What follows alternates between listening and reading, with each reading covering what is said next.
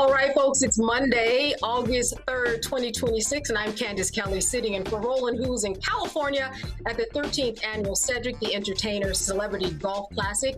Here's what's coming up on Roland Martin Unfiltered, streaming live on the Black Star Network. It is Moral Monday. Faith leaders and activists are arrested this morning after a demonstration inside the Hart Senate Office Building.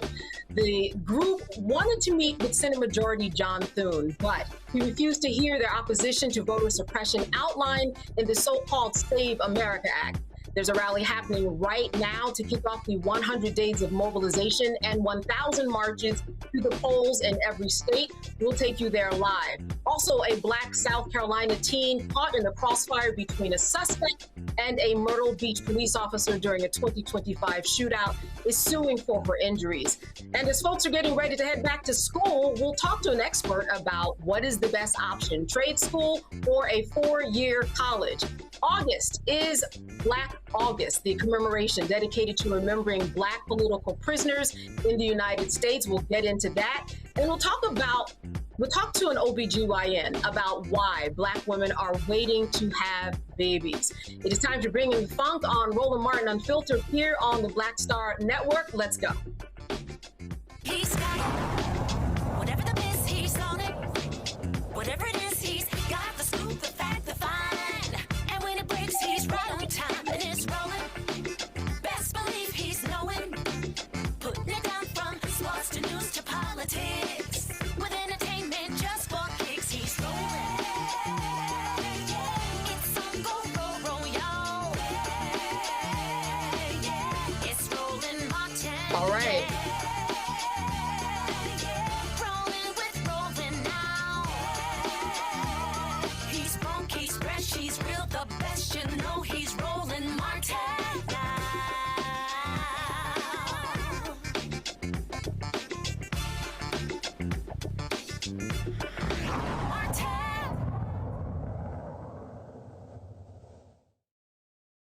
All right, it is the final Moral Monday organized by repairers of the breach in the nation's capital before the movement returns to the states. Dozens have gathered at the New York Avenue Presbyterian Church for the Calling the Nation to the Table of Democracy and Vision voting rally. Earlier today, a few faith leaders and activists were arrested inside the Hart Senate Office Building. Senator Majority Leader John Thune refused to hear their opposition to voter suppression outlined in the so-called Save America Act. Today is the launch of the 100 Days, 1,000 marches to the polls across the United States ahead of November's election day. The goal is to mobilize 5 million low-wage voters and at least 1 million Black men, particularly in the South, in the battlegrounds.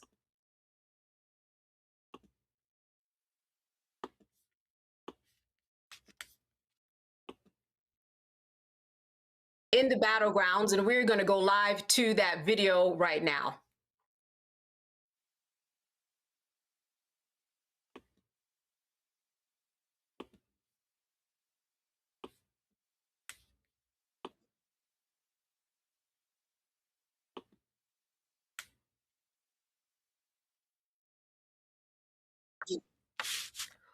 All right. Well, at this time, I think that we are going to go to our panel right now. I want to introduce them right now.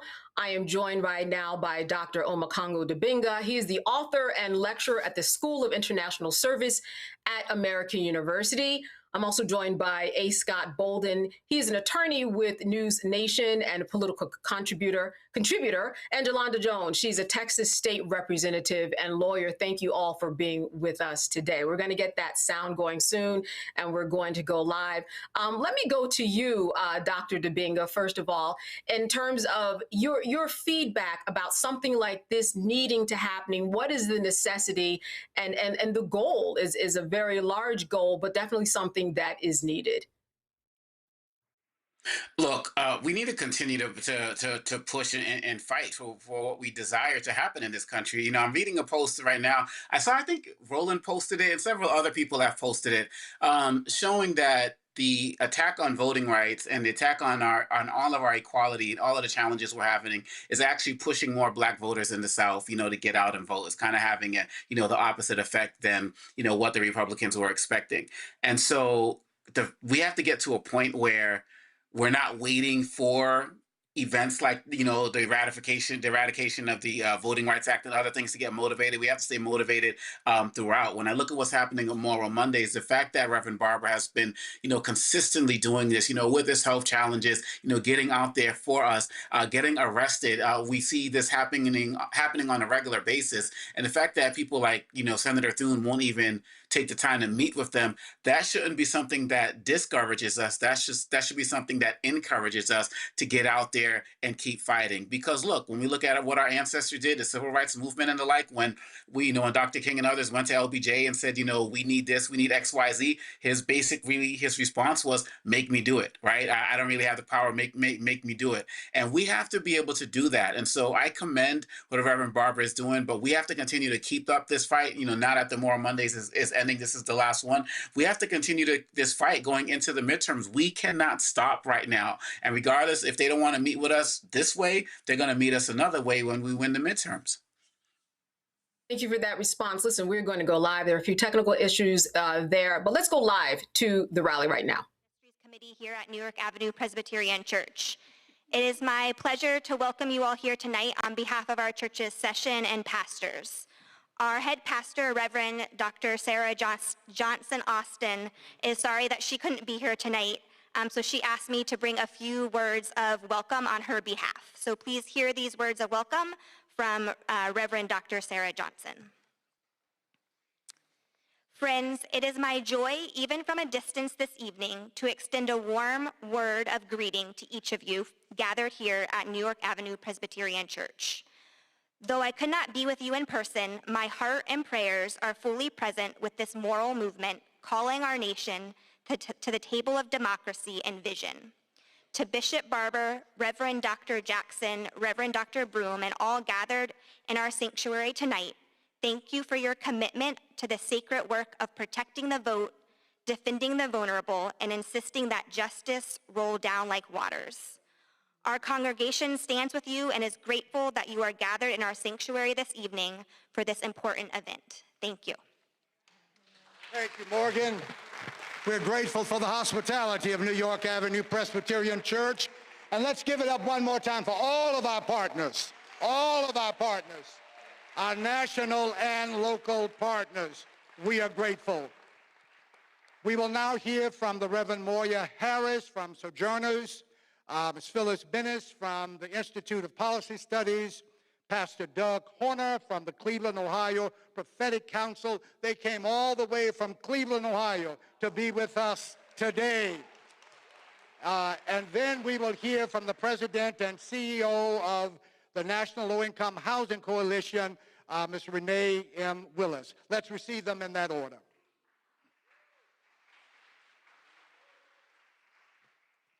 Good evening. I am Reverend Moya Harris, Senior Director of Programs at Sojourners. We gather here tonight because the vote is a moral testimony. It tells the truth about who counts, who belongs, and who is recognized as fully human in this nation. The attacks on voting rights we are witnessing draw from a long history of anti-Blackness that has always feared Black agency, Black voice, and Black power. And that same logic of fear and control targets immigrants and refugees and women and queer folk and children and elders and disabled and neurodivergent people. And now in this very week, as we just heard, there are senators that are hell-bent on pushing through the so-called SAVE Act, legislation that would strip millions of people of their ballots, cast doubt on their citizenship, and weaponize fear to take away votes that have already been earned and protected. This isn't abstract. This is happening now. And it is aimed at shrinking the electorate and silencing our communities. What we are facing is the fruit of an ideology shaped in a particular theology, amplified by Christian nationalism that wants political power to rest in the hands of a narrow, worthy few. The Reverend William Augustus Jones taught that theology forms anthropology. What we believe about God shapes what we believe about people. And what we believe about people orders our common life, how we structure society, how we perceive difference, and what we claim as truth, and who we understand ourselves to be. So if your theology cannot see the image of God in Black lives, in immigrant lives, in women's lives, in disabled bodies, in neurodivergent minds, if it refuses to honor people who stand at multiple margins, you will build systems that deny votes. They will deny care, deny safety, and then call that denial order. So when access to the ballot is restricted, when polling places disappear, when voters are intimidated, when communities are targeted and silenced, and when laws like the SAVE Act are rushed through to erase millions of votes, we are seeing that theology made visible.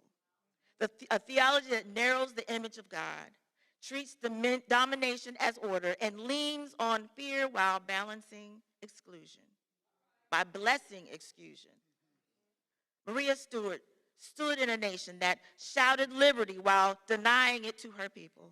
And when she refused to sit quietly and die, she stared down a country that could quote scripture and the founders, yet would not extend those promises to Black lives. Her witness is still asking us, will we allow this nation to keep performing freedom while denying it at the polls? To Black voters, poor voters, and immigrants, there is yet another tradition that we draw from, a tradition of grace and of love. It presses us to build a world where justice is lived and felt. So today, we demand that love demands justice. Democracy at its best is an expression of our responsibility to one another, especially to those the system would rather disappear. So today, we stand in the spirit of Maria Stewart, and today we will not be moved because our votes will be counted. Amen. Thank you, Maria.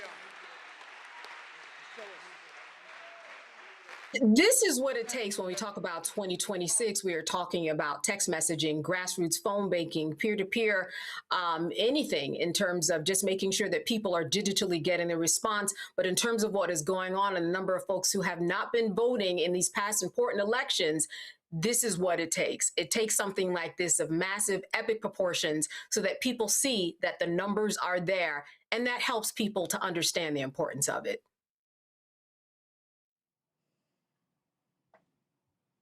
Scott. For me? Yeah, that was you, Scott. Yeah, I'm sorry. Forgive me. Yeah, I'm glad you mentioned those other aspects of Moral Mondays. We clearly, our opposition has no morality. Anyone who has faith in God, or anyone who has faith in humanity, anyone that had, as my mother said, good upbringing, would know that our leaders are rooted in immorality.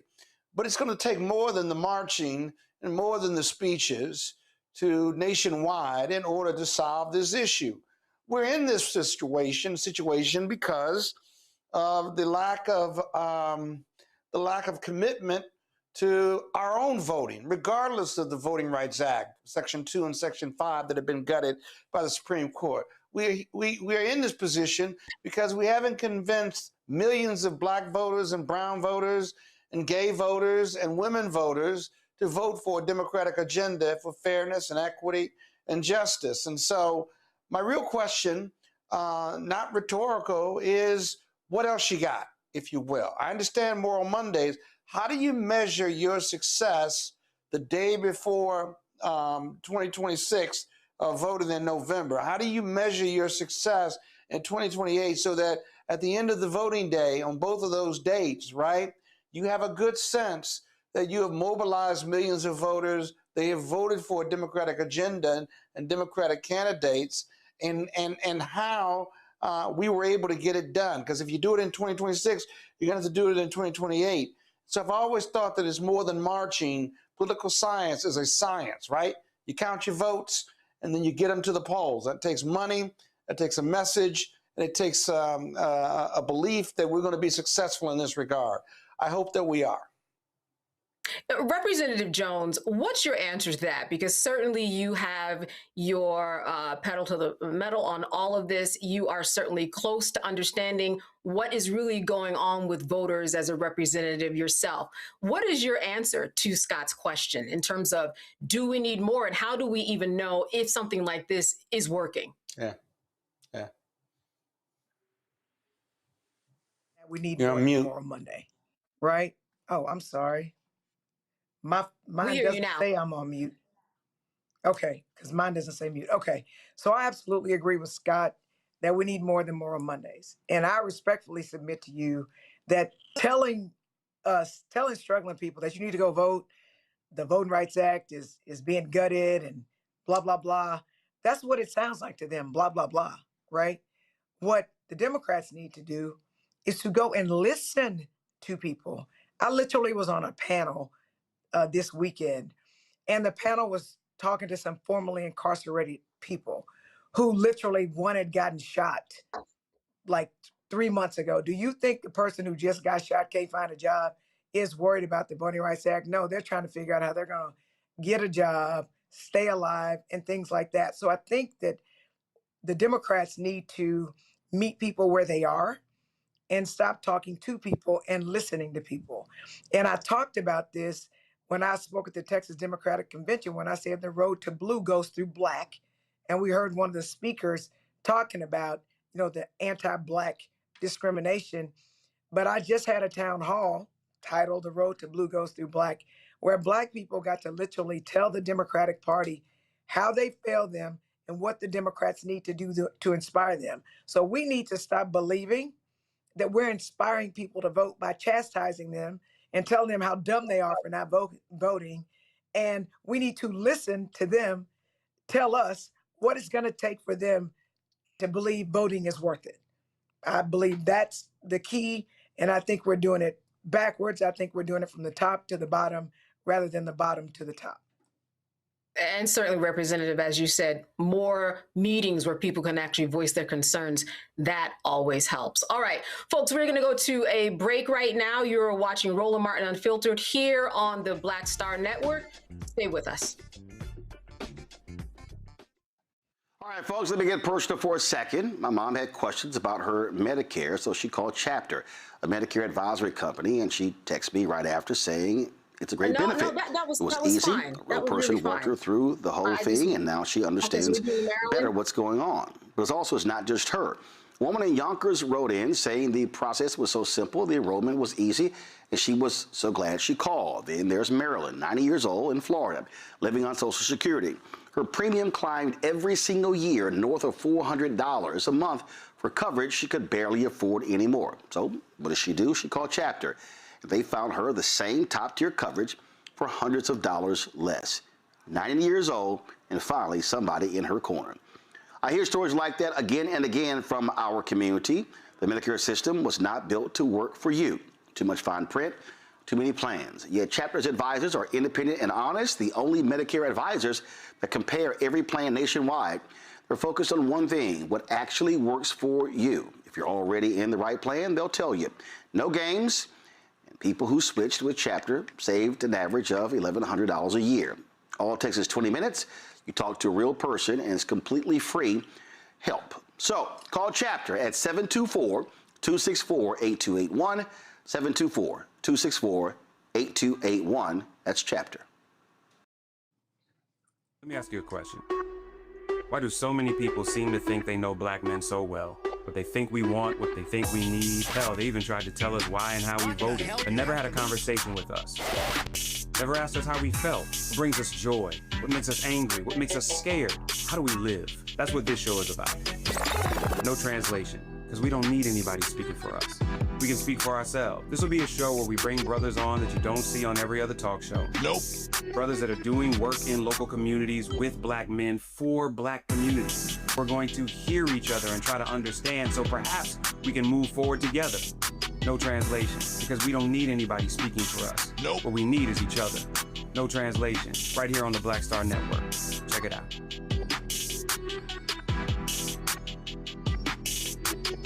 Watching Martin Unfiltered.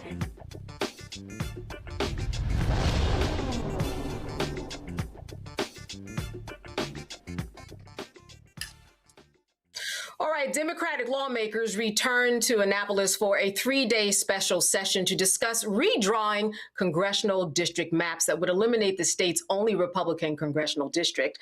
The session directly addresses House Bill 2100, a proposed constitutional amendment intended to change the state's governance, which would allow lawmakers to draw federal congressional district maps. During this year's regular legislative period, Governor Wes Moore proposed that the Republican district be redrawn, creating a Democratic 8-0 map. It did not pass due to possible accusations of illegal gerrymandering. Governor Moore spoke during today's session, saying the only reason they are here is because of the Trump administration. We're here, frankly, in a way that none of us want to be here. None of us want to be back here for a special session, and I want to be clear that the reason that we are here is because Donald Trump has forced us back. That we're here because, as we have said for months now, we are watching this incredibly creative and cruel way that the federal government is now coming after our elections.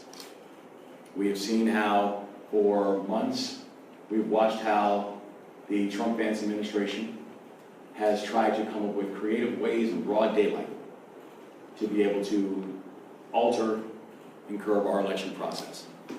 And we in Maryland cannot and will not let that happen. We've seen how the federal government has moved to attempt to put federal agents around ballot boxes. We've seen how the federal government has attempted to eliminate mail-in balloting. We have seen how the federal government has told Republican states they should do mid-decade redistricting, but told Democratic states to sit on our hands. We have seen how the Voting Rights Act has fallen, which we predicted would happen at the start of this year. And so we're back now to be able to ensure that our elections should be in the hands of the people of Maryland. They should have the final say. Not Donald Trump, not political parties or political bosses. The people of Maryland should have the final say as to what our elections are and how our elections go. Dr. Dubinga, for those people who don't understand what a big deal this is for this evening to be happened, and then perhaps on the other side maybe get to an 8-0, right, Democratic representative status, how would you explain it? Well, first of all, I'm very proud of, to call him my governor, being a Maryland resident. And, originally there was some hesitancy about whether this would work. People will talk about the legality of it. Some were saying if they do it the wrong way, they can actually, help out Republicans, here in Maryland. But Yes. at the end of the day, in Maryland, the voters want to see our leaders do something. They don't want to see the rest of the country passing us by with Trump's what we consider to be illegal activities, but at the very least they're shady, right? And so in the beginning, people weren't sure if Westmore was going to really work this way, but we don't have a choice right now because the Republicans are not going to stop. And so every state needs to do what it can across the country. Some Democratic states have shot themselves in the foot because they came up with legislation to prevent these types of redistricting, but these red states, they didn't care. They kept doing it. So, if our back's against the wall in these blue states, this is something that needs to be done. And so I feel like if this can happen, when we see what's happening, I feel like the Democrats are still going to take it as it relates to the midterms, but it's going to be fewer seats because of the redistricting efforts that have been happening in other places across the country. So Maryland is stepping up to see what's possible and doing its part, and I'm with it 100%. Listen, on the other side, Republican State Senate Majority Leader Steve Hershey contradicted what Governor Moore said. He blames partisan gerrymandering. Because it's go time. Showtime. To this, I guess, extraordinary circumstances that we're all here today in this special session to take up partisan gerrymandering. Because that's why we're here right now. Governor Moore has called this special session in order to bow to the wills of Hakeem Jeffries and Chuck Schumer and make sure that Maryland, the congressional delegation, will only have 0 Republican members and 8 Democrat members. A vote on this new map is not going to happen until Wednesday. If approved, it will not take effect until the 2028 election. Scott, I want to go to you. This is certainly something that is not surprising that everybody would be on opposing sides, Republicans and Democrats, and looking at this and calling this gerrymandering. But what say you about the Republicans, sounding like the Democrats often and for once? No, they're not. They sounded like hypocrites.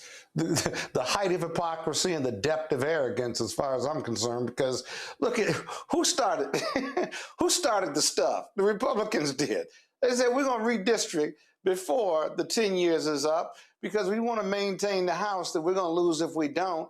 And if we lose the House, they're going to impeach Donald Trump and all the Republicans' policies that have hurt America across the board, immigration, the Iran war, oil and gas prices, inflation, gas prices, and food prices, and what have you, the killing of Americans over immigration. And notwithstanding how unpopular this president is, this president, right, is bearing down. He's doubling down. And so when they started this redistricting argument, their political gangsterism bled into the Democratic gangsterism, finally, that somehow the Democrats didn't want to have this moral authority. They wanted to go a tit for tat. Now, me personally, I think it's a race to the bottom. I don't think either side ought to be doing this gerrymandering, but the Republicans started it. The Democrats have to finish it to protect their political interests.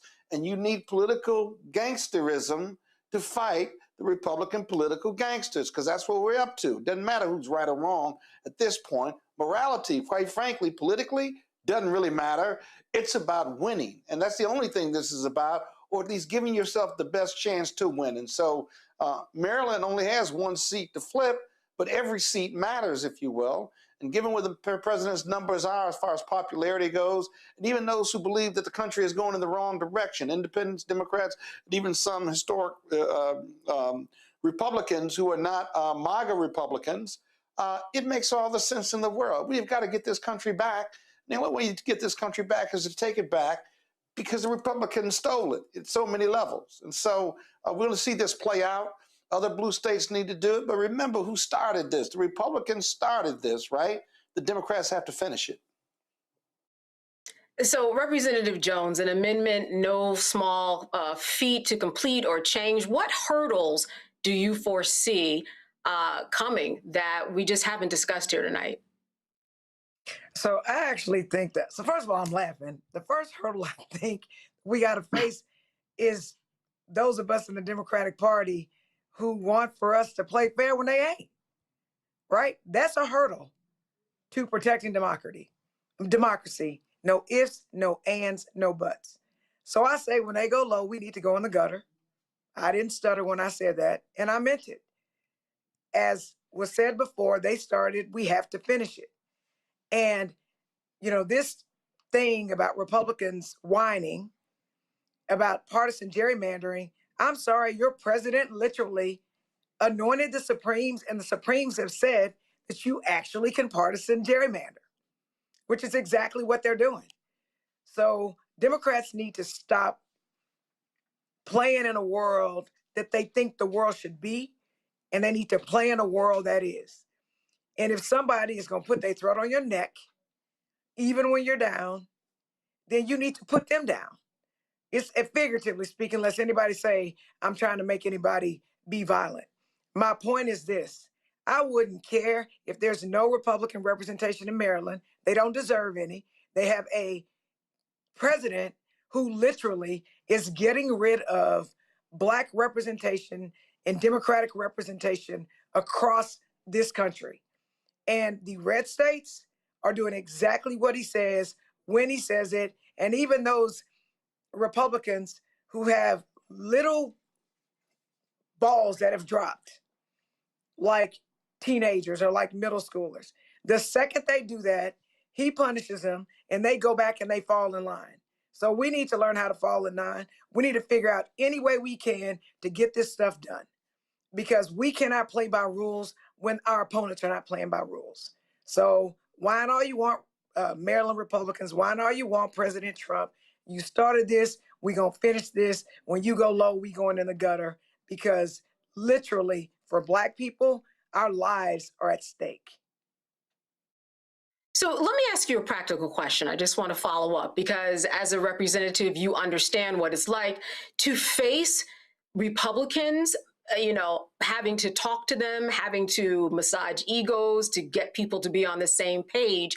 What ideally is the way that people actually go about getting on the same page? And again, I'm asking you this because you are a state representative and understand what it's like on the ground in the war zone, face to face. How do you actually get that to happen, or are we at a dead end here? So first of all, I think that you are asking me a question based and founded in a world that's fair. I speak to Republicans who actually, like me, can't vote for my bills because it will get them primaried. So they'll be like, Joe, that's a great bill, but I got to vote against it. So why are we talking about being on the same page with people who are terrified to be on the same page, even if that page is right, because they're more fearful of the consequences that Donald Trump is going to put on them? So I believe it is unrealistic to demand that we as Democrats try to get on the same page with Republicans when the head of the snake is Donald Trump and he doesn't respect us. So we're not going to be on the same page, at least not legislatively. They may whisper in my ear and they may sneak and call me and say, Joe, I like that bill, but I can't do it, and then explain why they can't support a bill that's great for Texas. So the one thing I've learned for these years that I've been on this earth is the only person that I can control is me. I can make myself be on the same page as somebody, but do I want to be on a page that literally wants to disappear Black people and kill off our rights and in many instances our lives? I'm never going to be on that page. And I shouldn't be forced to pander or get rid of my foundational beliefs in order to agree with Republicans who are terrified of their leader and who are trying to destroy us. So I just don't think it's a fair question. And I will say to you, I ain't going to be on the same page with somebody that's trying to destroy my constituents. And so it's not going to happen. It's unrealistic. What I am going to do is I'm going to fight for my constituents. And whatever they give me, I'm giving them back 10 times. And as a person who fled the state of Texas to stop racist redistricting and to sound an alarm across the country, I know what they do. They stick the FBI on us. They sick the police on elected officials. And they fined us almost $8,400 because we were standing up for the rights that our constituents demanded that we stand up for. And we were fined. And if we didn't pay it, then they threatened to defund our offices. So be on the same page with them people. Why? How? That's just dumb. All right, you are watching Roland Martin Unfiltered here on the Black Star Network. We're gonna take a little break. We'll see you on the other side. All right, folks, let me get personal for a second. My mom had questions about her Medicare, so she called Chapter, a Medicare advisory company, and she texted me right after saying it's a great benefit. It was easy. A real person walked her through the whole thing, and now she understands better what's going on. But it's not just her. A woman in Yonkers wrote in saying the process was so simple, the enrollment was easy, and she was so glad she called. Then there's Marilyn, 90 years old, in Florida, living on Social Security. Her premium climbed every single year north of $400 a month for coverage she could barely afford anymore. So what does she do? She called Chapter. They found her the same top-tier coverage for hundreds of dollars less. 90 years old, and finally somebody in her corner. I hear stories like that again and again from our community. The Medicare system was not built to work for you. Too much fine print, too many plans. Yet Chapter's advisors are independent and honest, the only Medicare advisors that compare every plan nationwide. They're focused on one thing, what actually works for you. If you're already in the right plan, they'll tell you. No games, and people who switched with Chapter saved an average of $1,100 a year. All it takes is 20 minutes. You talk to a real person, and it's completely free help. So call Chapter at 724-264-8281, 724-264-8281. That's Chapter. Let me ask you a question. Why do so many people seem to think they know black men so well? What they think we want, what they think we need. Hell, they even tried to tell us why and how we voted, but never had a conversation with us. Never asked us how we felt, what brings us joy, what makes us angry, what makes us scared. How do we live? That's what this show is about. No translation, because we don't need anybody speaking for us. We can speak for ourselves. This will be a show where we bring brothers on that you don't see on every other talk show. Nope. Brothers that are doing work in local communities with black men for black communities. We're going to hear each other and try to understand so perhaps we can move forward together. No translation, because we don't need anybody speaking for us. Nope. What we need is each other. No translation, right here on the Black Star Network. Check it out. Hey, this is Motown recording artist Kim. You are watching Roland Martin Unfiltered. That boy, he always unfiltered though. I ain't never known him to be filtered. Is there another way to experience Roland Martin than to be unfiltered? Of course he's unfiltered. Would you expect anything less? Watch what happens next.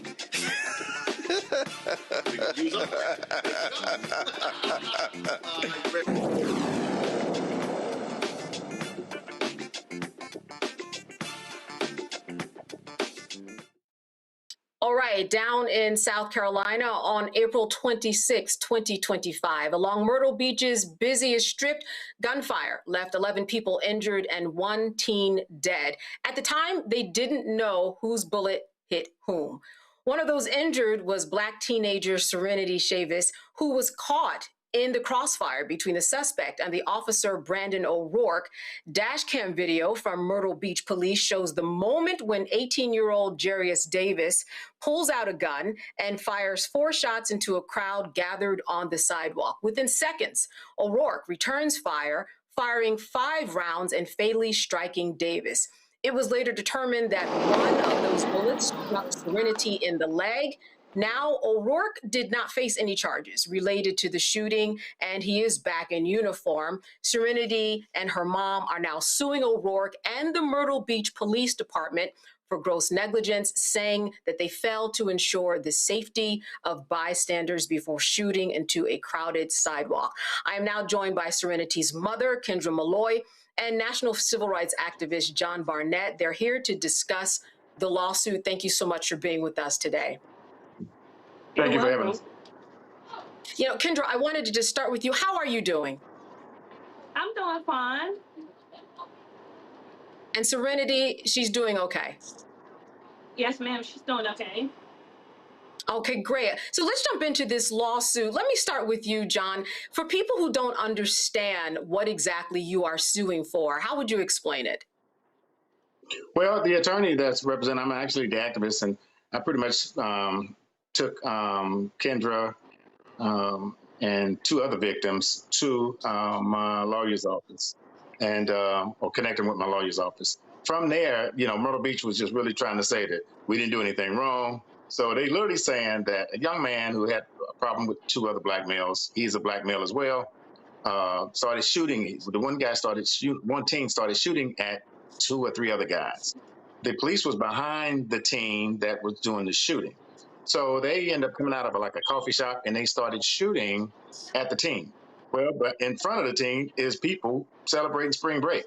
So in the end, 11 people was hit by bullets, 11. Myrtle Beach tried to promote the fact that this one teen shot everybody. They knew they did. He said, there's no fault. We didn't do it. The teen did. He shot 11 people before we shot him and killed him.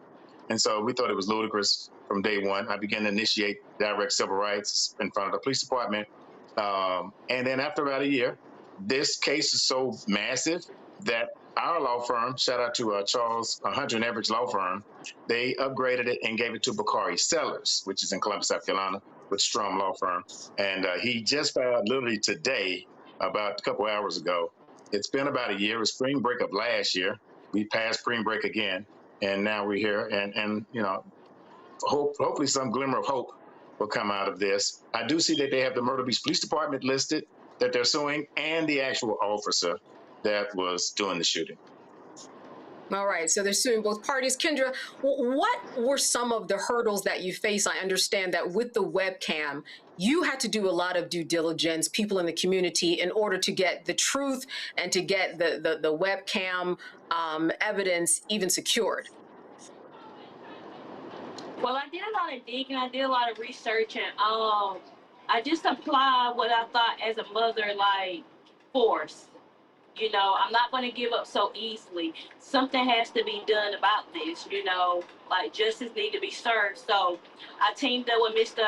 Barnett, and you know, he kind of like helped me throughout this whole situation as far as who to talk to, how to talk to folks, how to, you know, push my pressure to get them to release any type of evidence as far as police report, body dash cam, you know, talking to the community, you know, putting interviews out with the news, you know, so that my voice can be heard. John, what's your understanding about the relationship that you have with the police right now in securing evidence? Is it good? Are there hurdles? Is it a little bit strained? How has that been going in terms of communicating with those people that you need to communicate with, whether it be anybody in the DA's office or police? That's a great question. For 2 to 3 weeks, and I would have Kendra on the phone sometime, I was talking to Sled, and I was like, okay, you know, I don't think this guy shot all of these people. There was my other victim that's in Martinsville, Virginia. They actually promised me that they would give me a copy of the bullet that was in his leg. They were able to, you know, retrieve the bullet from his leg. And the doctor wanted to give the bullet to the mother, and then she second guessed it. And so Slade drove all the way from South Carolina to Virginia to get the bullet. Now, they promised me a photo of the bullet, and they never gave it to me. Because I have people in place. I work with 30 lawyers in 20 states. I got investigators. I was going to try to figure out whose bullet it was, and they never gave me that bullet. And so I believe that, obviously, that must have been the bullet that was fired from the officer's gun. That's my interpretation. So, again, relationship-wise, great question. I was on the phone with Sled for 2 or 3 weeks, and then they went silent on me. And we haven't heard in a whole year until now. Total silence. And so that means my grandmother used to tell me, may she rest in peace, Miss Fanny. She used to tell me something looks like a snake, something crawls like a snake. At the end of the day, it must be a snake. So we're going to be initiating a press conference next week in Myrtle Beach, just to kind of give people some kind of glimmer of hope. I challenge the fact that the officers was on paid leave for like 3 weeks. And I'm like, how they shoot somebody and they on leave? So after my press conference in front of the police department, they literally went back to work Monday morning. I even asked for counselors. You know, looking at 11 people that was shot. Some didn't even come forward. They just went to the hospital, healed their wounds, and left.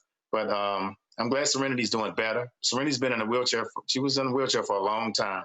And, you know, it's embarrassing to go to school and you're 16 years old and, you know, the kids looking at you and you got shot, you know. So there's a lot of counseling and help that she needs. So I try to make life comfortable for her as much as possible. You know, try to make it easy for her. Yeah, Kendra, what has Serenity said about that day that you can help our audience bring us to actually what happened in her own words? Is that something that you can recount? How has she talked about that day?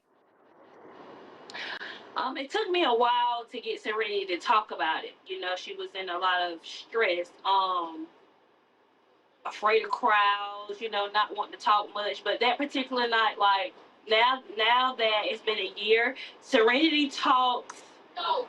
She has not forgotten that night. She explained to me her story is still the same. I was hanging out with my friends. Like, Mom, I'm not going to forget the officer that shot me. I can recognize his face. Like, that still plays over and over in my head. It turned from a night of having fun to now you're fearing for your life, you know, because you're running and an officer, someone that's supposed to protect and serve the community, shoots you. So how do you supposed to deal with that? I got her talking to therapists, things that she talk about that I can't disclose, but she still deals with this over and over and over again. Yeah, and all of that talking and getting the community involved and posting, this is why you're getting the traction that you are getting. I want to bring my panel in on this. Representative Jones, a question for one of our guests. So even though I'm a state representative, I'm also a lawyer. and I know standard operating procedures when police are shooting. And if what I heard is true, which is that the officers were behind the shooter and the spring breakers were in front of the shooter, do you think it's common sense that if you miss the target, that you have a whole bunch of other people that could die? Or for that matter, if you hit the target and the bullet goes through the target, there are all these people that the police officer could hit. Do you guys think that's like common sense? And is that a part of the lawsuit, if you know? That's a great question. I told one of my friends a couple of days ago, I said, if this was NASCAR, I don't think he'd shoot in the car. I mean, he wouldn't shoot in the crowd. I don't think he would do that. If this was NASCAR, if you know what I mean. So in saying that, ignorance, part of one of the bullets in the lawsuit is recklessness. You know, he's been reckless, endangering the lives of others. But you know what's most appalling, my sister, is that they did this whole little video in the news like they didn't do anything wrong. They did these diagrams and all of this, showing one body cam and one dash cam when I know there was more police cars out there. This is a big thing every year. Police is heightened. Over 100 state troopers come from across the state of South Carolina just to target, quote unquote, us. Let's just keep it real. They basically call in 100 state troopers for us during spring break, during bike week. So this is, you know, Myrtle Beach at one time was labeled the worst beach in the country, number 3, I think. So to your point, no, he just seen someone shooting, pulls out his gun, and just starts shooting. Rest in peace to Walter Scott. Rest in peace to Trayvon Martin. Rest in peace to people that they think it's so easy just to pull out a gun. Rest in peace to Sean Bell, shot 51 times the night before he's supposed to get married. Rest in peace to Jonathan Farrell in Charlotte, one of my other cases that I worked on. Got shot 9 times for knocking on a white woman's door. You know, I'm still asking, does Black Lives Matter, especially at Myrtle Beach during spring break? Let me drop this on you. Old wise man once told me that it takes 8 seconds for you to remember something good in your life. He said, but it takes 2 to 3 seconds to remember something bad. So if I ask you, where was you at 22 years ago on Thanksgiving Day, you probably couldn't remember. But if I ask you if you ever been shot by the police, you ever been pulled over by the police, was you touched inappropriate, it would take less than 2 to 3 seconds. I close in saying this: Serenity won't forget these 2 to 3 seconds of getting shot in her leg. And what's interesting is I think the guy tried to flirt with her prior to.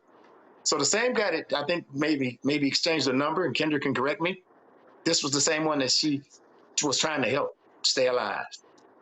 My 13-year-old client that was shot not only in the arm, but in the leg, he will not forget those 2 seconds, ever. Scott, question for one of our panelists. Yeah, Scott Bolden here.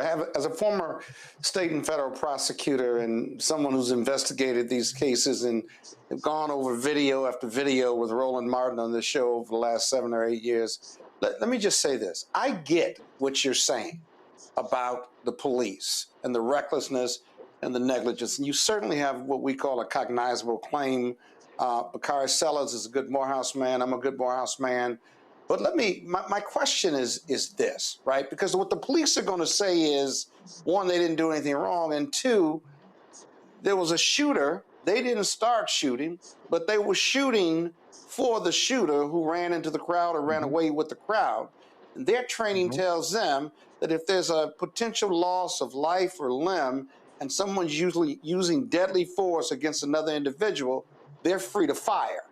Now, it gets tough because there's a juxtaposition there, right?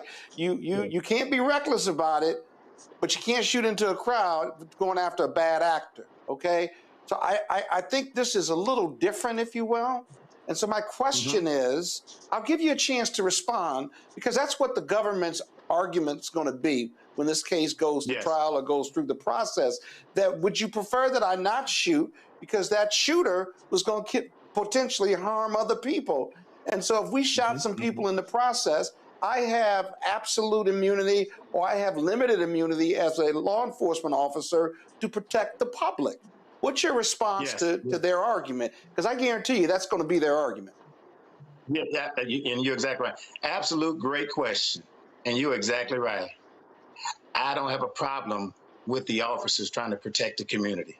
I helped Michael Tinsley in Charlotte, North Carolina. I assisted him in winning $1 million when he was fired by the police. My relationship with the police is bittersweet, but I will tell you this. What I do got a problem with is them lying, saying we didn't do anything wrong. But Corey Sellers, with his experience, shout out to you and all of my brothers at Morehouse, I'm sure he would not be taking this case if he knew that it wasn't, he told Ms. Kendi it was a great case. So my point is, I'm not against the police. If someone tries to break in my home right now, I'm calling 911, which is the police. But what I do have a problem with is people lying and lying to us for weeks and telling Kendra and my other client that we didn't do anything wrong. It's the lies that get me. It's the fact that you mean to tell me that the bullet that's in my client's leg in Martinsville, Virginia, when you pulled it out and it was in a freezer bag, and you sled drove from South Carolina, Myrtle Beach to Virginia to pick up the bullet, and you come back and tell me you're going to give me a picture of the bullet, and you never do, you're lying. And that's the challenges I have with the case. I'm pro getting the police to help us, but I'm against someone that lies like a snake. That's my problem. Yeah. No. I agree. All right, Dr. Dubinga, a question for one of our guests. Yes, my question is for you, Ms. Malloy, and it goes off of something Mr. Barnett said. He said that some people who did get shot that night went to the hospital, got, stitched up and kind of went on their way.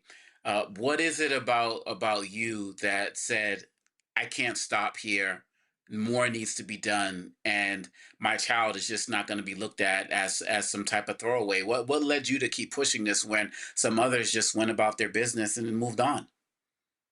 Good question. I'm going to stop here because of the trauma that was done to my daughter's leg. When I first arrived at the hospital, they told me they would have to amputate her leg, meaning cut it off. She's 15 years old. Who wants to go through that? It could have happened to anybody else's child, but with my child at 15 who was enjoying her spring break vacation and this altercation happened, my daughter sustained a 10-hour surgery where she had to reconstruct her leg back, meaning she has metal, she has all types of things in her leg to help her walk again. So that's my dramatic matter when it comes to my child. The other kids that were shot, it's sad, they didn't sustain the trauma that my daughter sustained. My daughter sustained trauma that took a while for her to get used to walking on her legs again, to adapt back into being around crowds, to adapt to being back in school, something she has to deal with for the rest of her life. Even her doctor spoke and said this is a pain that she would deal with for the rest of her life. She will forever walk with a limp. So that's why I can't stop. I won't stop at this matter. I will not stop. I'm going to push until something is done. Most importantly, it's the lies that has been told about this case from Myrtle Beach Police Department. John, let me jump in here and ask you, what are the next steps? You mentioned that the lawsuit was filed just today. Do you have a timeline? What are your expectations? Well, one thing I've learned historically, fighting civil rights for about 17 years, is that pressure busts pipes. And that I assisted Shankrella Robinson. And at one point, a local activist had said that her case wasn't trending anymore.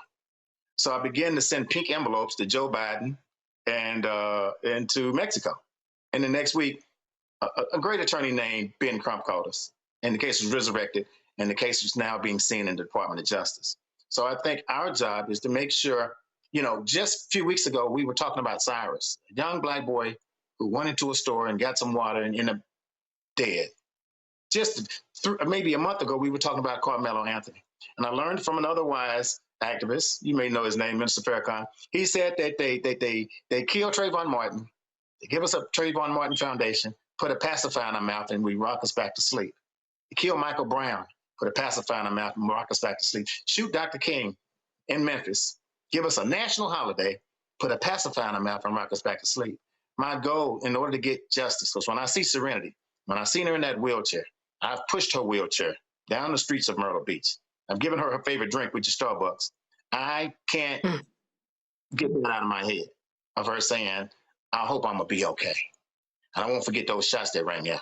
So part of my fight is, to your point, is to keep it visible. We almost numb to death. We're numb to police shootings. We're numb to us killing each other. You know, black on black crime is a whole lot higher than the police shooting us. And so in saying that, my goal for Serenity, that's my personal job, my personal commitment. One of the steps in civil rights is to make sure we keep it in the forefront and bring awareness to situations like this, that it won't happen again. I pray it don't happen again. Yeah, and speaking of awareness, Kendra, you talked about how your daughter has gone through counseling, probably is going through it. How has that been going? Because there are many people for different reasons who need to go through counseling, often might turn away from it for one reason or another. But what has been your process, and what's that been like? My process has been long, very devastating. It's not easy. It's not easy at all. I deal with these challenges every day. Serenity could have a good day, then tomorrow Serenity might not come out of the room. You know, she falls in depression. Depression leads to other things. I don't want my child to harm herself or hurt herself because she can't deal with this traumatized night. It hasn't been easy with the therapist. It takes a while to get her to open up, but most of all, she has opened up with a therapist. Things have been a lot better through sessions with Serenity. She still doesn't like loud crowds. She don't like noise. 4th of July, Juneteenth, holidays come along. We can't participate because she's afraid something might happen. You know, things happen everywhere, and I prep talk her on a daily, like, you know, Serenity, it happened to you, so we're going to continue to talk with.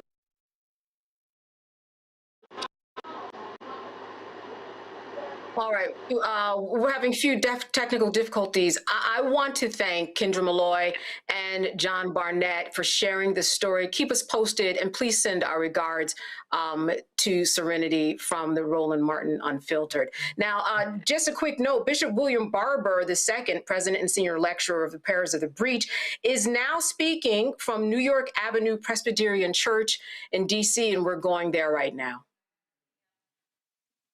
The hour has already come for us to wake up. And this directly speaks to the now. It rebukes political complacency and demands immediate, wide-awake action in a time of crisis. We won't pray our way out of this. We must pray, but we got to put some legs on our prayers. We won't wait our way out of this. Just waiting things gonna change. No, they will not. They only will change if we do the kind of waiting like a waiter in a restaurant, if we serve and we move and we give. The testimony circle of my faith tradition, the elders, the mothers, and the saints way back yonder often lean back, Cheryl. They clear their throats some nights when things were rough, when the weight of history was on them, and from their bones they would holler in the church, if we ever needed the Lord, we sure do need him now. But today I want to step into the tradition of the hip-hop artists, and I want to sample from that sacred tradition, because when they said it, they didn't just mean they were going to sit down and do nothing. In my tradition, my bring up, I want to scratch the record a little bit. And I want to scratch the record of our political complacency. I want to drop the beat of historic urgency. And I want to remix the testimony for this hour and suggest if we ever needed to vote, we sure do need to vote now. particularly if you understand that voting is not something some human being gave to you. We've learned in this movement that the word vote in Hebrew is call. It's the same word as voice. And in Isaiah 58, where the Bible says, lift up your voice like a trumpet, in Hebrew is call shofar. Lift up your voice like a trumpet, or lift up your vote like a trumpet. And for us, the right to vote isn't casual, it isn't abstract. It's a right born out of deep struggle. Somebody say, there's blood on it. There's blood on this right to vote. Blood on it, and baptized in the blood of sacrifice. And the blood still speaks. Voting is a holy gift from the God of justice. We're not animals. We can make a decision. We can choose. We can orchestrate. My brothers and sisters, it was 2,626 years ago when God had his prophet Micah look at the empire, look at every nation and every politician and say, if you really want to please God, you must do justice and love mercy and walk humbly before your God. It was 2,026 years ago when God's son, as I call it, Jesus of Nazareth from the ghetto, stood up in the ghetto, stood up and declared that the least of these, the poor, the marginalized, the sick, and the excluded, can never be an afterthought if you want to be a great nation.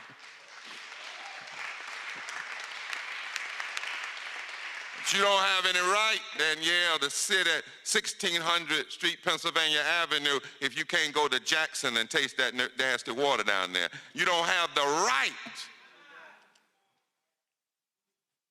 to be in the Senate if you haven't been to Cancer Alley. But people are dying in Louisiana. You don't have the right. The poor and the broken must not be an afterthought, but must be at the center of public policy. And we must never forget what I call the roll call of the blood and the ballot. There's a roll call. Think for a moment about where we are on the timeline of history right now. When you look at the calendar of our struggle, you will understand why, if we ever needed to vote, we sure do need to vote now. Look at the clock for me, if you will, for a moment. It's been 407 years since the first ship landed in Jamestown, Virginia to bring 20 stolen Africans and put them in the worst kind of slavery the world has ever known, chattel slavery, because not only were you a slave, you were considered no longer human. It's been 256 years since Crispus Attucks, a black, white, native man, became the first casualty, dying on the cold cobblestones of Boston, fighting for freedom of a country that didn't even recognize him as a human. It's been 250 years since the signing of the Declaration of Independence, a thing that was signed, but its truths that it recognized were already flawed. It's been 228 years, 39 years since the United States Constitution was adopted. It's been 239 years since we, with brown skin, were fractionized by the very document that talked about freedom, but instead codified us as 3/5 of a human being. It's been 197 years since Mexico outlawed slavery before America, and 190 years since Texas revolted against Mexico because it outlawed slavery.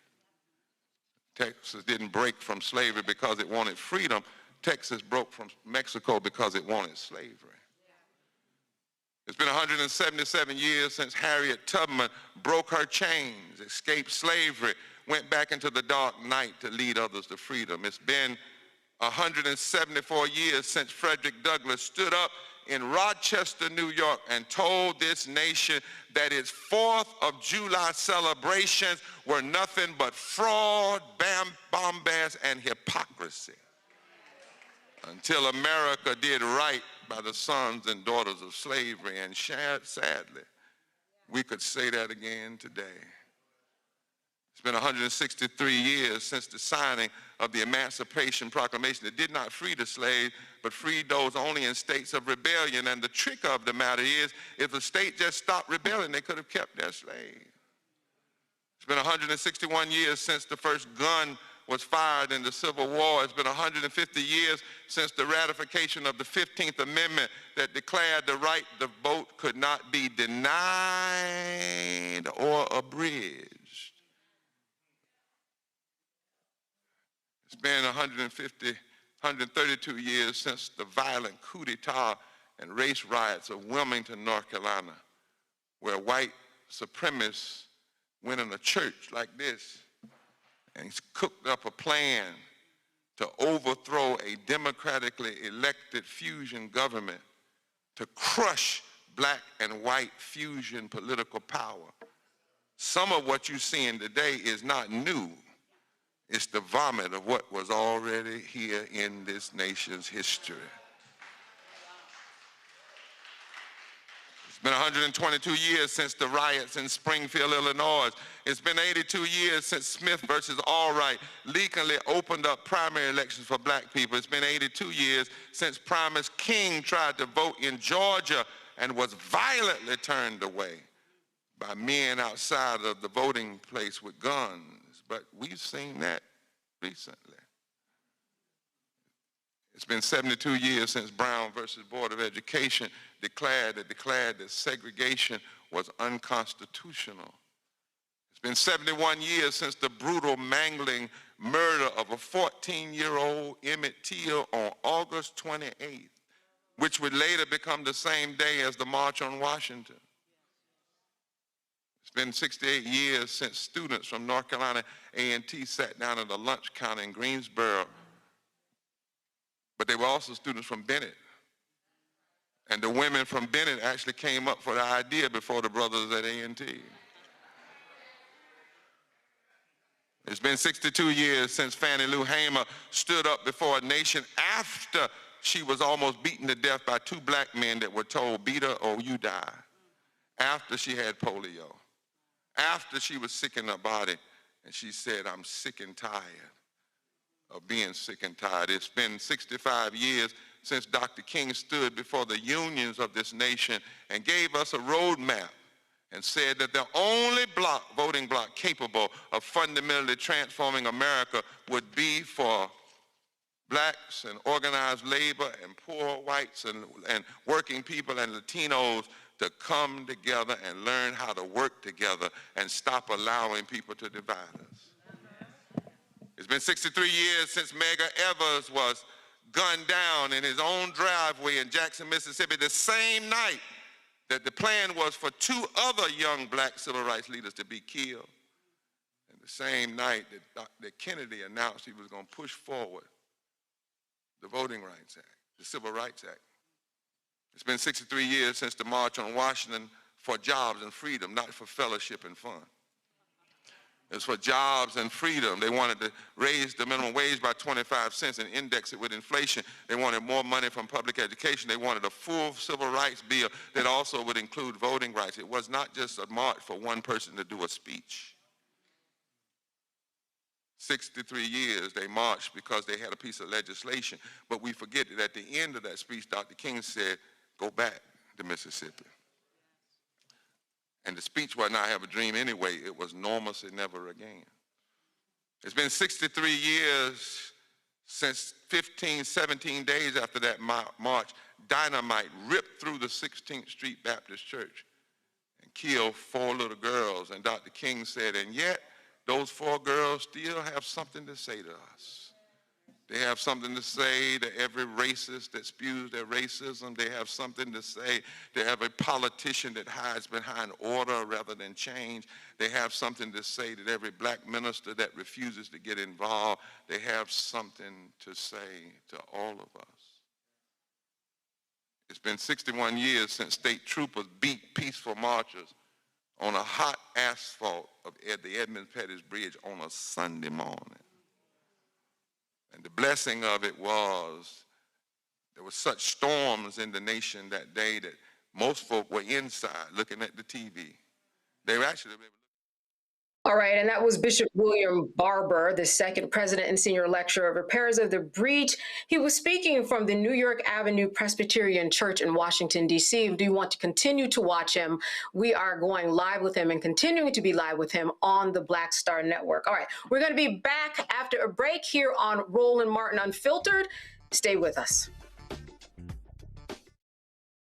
All right, folks, let me get personal for a second. My mom had questions about her Medicare, so she called Chapter, a Medicare advisory company, and she texted me right after saying it's a great benefit. It was easy. A real person walked her through the whole thing, and now she understands better what's going on. But it's not just her.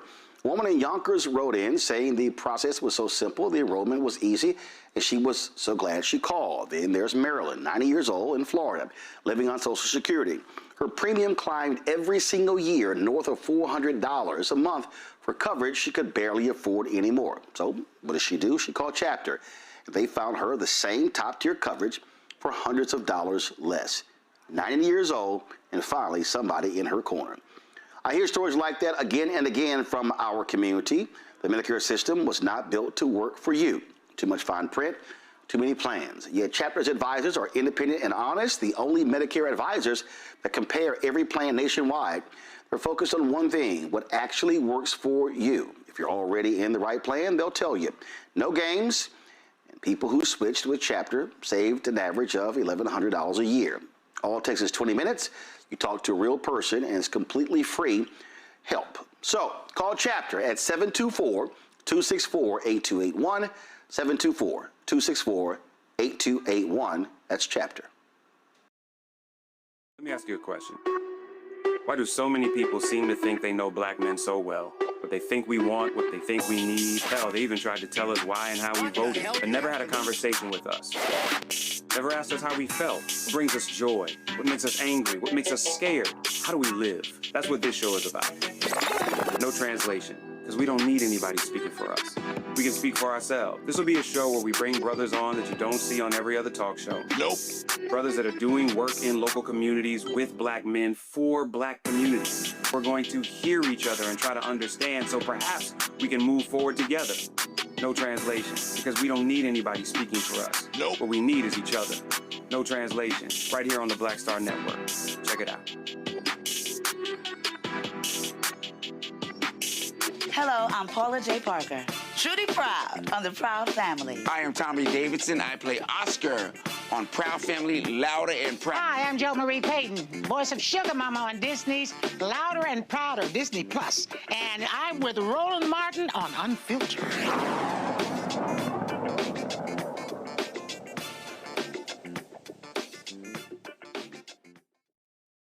All right, for some time now, we've been talking about the rising costs of education and cutbacks on federal financial aid. All of this student loan debt has some students thinking that college is out of reach. Trade schools and community college certificate programs, they typically cost far less than any undergraduate degree. So the question is it trade school or should you go to a four-year college? Joining us now to help us answer this question is Elena Harper. She is the executive director of One Goal New York City, NYC, a national organization that partners with high schools and low-income areas to provide college and post-secondary career advising. Elena, this is a hot topic. Thank you for being on with us tonight. I'm so glad to be here. Can you hear me? Yes, I can. Thank you for that check-in. So listen, the general question, as we know, that people are trying to make is, should they go to a trade school, or does it benefit people more to go to a four-year school? Do you have a general answer for that? It's such an interesting question because it has been debated for a long time. My general answer to that is that it really depends on what you want to do. It is true that for many careers, four-year schools are still the best way to go, but the number of jobs and the availability of jobs for our credentialing, our certificate programs, and sort of some of the barriers to achieving those four-year degrees make it such that for young people, if they want to do certain career paths, it actually could make more sense to go to a trade school or credentialing program or straight to work. Yeah. Or straight to work. I know that every time, someone fixed my washer the other week, and, people need carpenters. I hear about people and the money that they pay for someone to come out and do lighting. I know at that time, in those times, I'm always thinking, you know what? A trade school is a good way to go, because when it comes to AI, there's not a robot that's coming here and fixing my washer, right? So are there That's certain right. areas, yeah, are there certain areas, fields that you will tell students, why don't you look here, because this is going to be a good way to go with AI and everything? Are there fields that you would recommend for people at this time? That's a great question. I think that I would just say two things to that.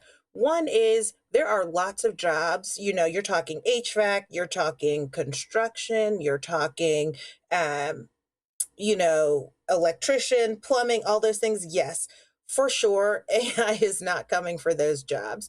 And I would say AI also, I think we kind of have a little misnomer on that. I think AI isn't coming for all the other jobs either. Really, we're going to be doing AI to become more efficient, but we're going to be taking that kind of like human plus approach, right? We're going to be using AI, but what is going to become even more critical for all of the other jobs, in addition to the ones you're talking about, is going to be the critical thinking, how we understand the information and can sort of synthesize that information to make it useful in the context that we're working in. So I think it's both. I think there are places in which we know there are going to be good jobs. There's coming in the next, we can definitely make sure students and young people are aware of that. And also we need to make sure that we are teaching those critical thinking skills such that even if AI takes on some aspects of other roles, our young people know they are still a value add, an asset in any situation, even if the job is made more efficient by AI. Yeah, that critical thinking is very important. It's often skipped when we talk about AI.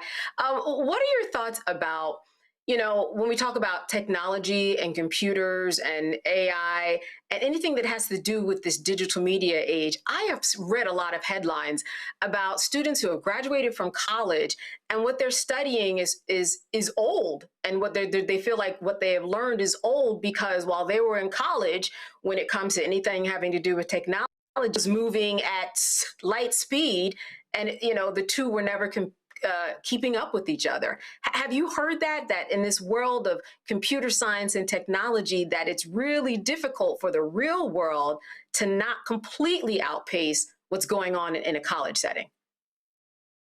I was telling one of our students the other day that cell phones didn't even exist until I was on my way to college. So when you talk about technological advancements over the last, I'm going to say few years, to not age Sure. myself, you're really talking about that rapid pace. And I think this is where as institutions, as organizations, as mentors to young people, we have to help them realize it is always true. We were just listening to Reverend Barber give his talk. It was always true that people, even when in college, were doing things beyond what was happening inside the walls of those classrooms. And that is true today. And keeping up with and learning and getting exposed to some of the technological advancements and the AI advancements is one of those things that, like, institutions are slow to move, and so young people are going to have to do some of that work on their own,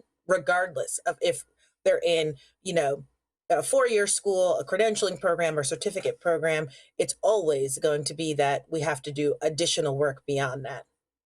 Yeah, absolutely. Now, when we talk about trade, we are often talking about somebody actually, using their body more, right? They're not sitting behind a desk.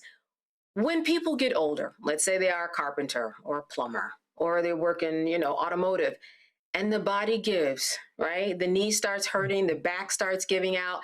What's your advice in terms of people who are thinking, I want to go to trade school, but what if something happens to me physically? There goes my business. Can that be transitioned, those skills, into some type of sit behind the desk managerial job? Because often the body will give out. I mean, 1,000%. Every pathway, that's what we call it at One Goal, every pathway has potential for making it such that you are not doing the same type of work, forever. I would say you could be sitting behind a desk and the body gives out, and it is even more true. It is even more true in some of our trade industries. And I think there are a couple of things there. One thing that we are really focused on at One Goal is understanding the financial fit and financial implications of the pathway you choose. So as you come out and you are in one of those skilled jobs, what are you doing with your money? Have you thought about saving? Do you know what your goals are? What are you working for and towards? Do you have a purpose in mind and the type of life, a vision for what you want, how you want to live and the life you want to lead? And then are you taking steps along the way to ensure that that is the case? Because often, there are, and I mean, if I could talk to my parents right now, they would tell you this. I came out of college and went straight into being an educator, a teacher, public school teacher. And they talk to me now about the choices I made with my money and what I was doing at that time. And I think those are the conversations we need to be having with young people now, because the body will give out and we always need to have some sort of plan, additional plans, a contingency plan, A, B, and probably C. Absolutely. Now let's talk about money specifically. What is the advice that you give? Because what we've been hearing from students, because college and these stories have been hitting the headlines for many different reasons, people are talking about the cost of college, $60,000. Some colleges are $100,000 a year. For that student who doesn't have the money, how do you explain to them what type of financial debt they are taking on? And maybe other opportunities that they might have not to have that debt. I mean, if you work at Starbucks or Walmart, Target, I mean, they do have plans where you can work and they pay for it. I'm just wondering, what are students' options who don't want to be encumbered with loans, because that interest rate is a killer. I can tell you that firsthand experience, or people who just don't have the money. What do you explain to them? I think that's a great point, that there are lots of ways to find opportunities to get those costs covered, or at least in part. Often, if you work in certain areas or go into certain fields, there are additional scholarships and things. But I think fundamentally, what we talk about at One Goal is that you have to choose a pathway where the financial fit of that pathway is part of making sure you are in a quality seat, you are in a program, in a pathway that's going to serve you. You have to know not just what you're academically capable of, but what your interests are, what your values are, the personal fit. You also need to understand the financial fit, and potentially you might make different choices depending on if you have, are singularly focused or you have other responsibilities that you need to be thinking about. And you want to go to those places where there are going to be additional supports once you get on a pathway, because part of the reason college is so expensive and the conversation that folks are having is because so many students don't actually persist and complete. And so they're left with their hand in the bag without something that is transferable. And the costs have to come down, right? So it's you have to be thinking about it for yourself from your own point of view. And we as organizations and institutions need to be setting ourselves up to make it more affordable. I'm lucky to be, I know you talked about my role, but I'm lucky to be here in New York, where we have one of the best state university and college systems for 2-year and 4-year schools. And so, I was just with the chancellor of SUNY, and I think he was saying that a year's tuition at a SUNY school on average is $7,000. That is still unattainable for some people, but there are a lot of people for whom understanding the quality of the schools, the programs that they have, and that financial fit might make it a better fit or a better choice for them than going somewhere else. Because you really need to be where your expertise are going to get honed the most, and that might be at the most well-known school, but it might also be at a school that focuses on that very topic. Right, and that really makes you do better and more complete in the long run. I want to go to my panel. Dr. Debinga, a question for Elena. Thank you so much for this incredible work that you're doing. One of the questions I have is, sometimes when I'm talking to students, as a professor, I'll say to them, really at the end of the day, no one's really going to ask where you went to school, right? Do you feel like that makes a difference nowadays? Like, should students still be looking for the school with the prestigious name, the Harvard, the Princeton, the Yales, and risk, going into debt and so on and more debt because they're going to come out with the big network, that could possibly help them deal with that? Or does it really just make sense to go wherever your budget can take you and then build from there? Does that network still really matter in this day and age with all of the problems that you're talking about financially happening? It's such a complicated question because there's this research out there that I learned from being at a session with young people. Microsoft actually looked into this research that says 80% of people get their jobs through their network. So on the one hand, and that's like feels reasonable to me because that is true for a lot of the people that I know that, through connections, they got their roles. But I think that it's not necessarily the name in that way.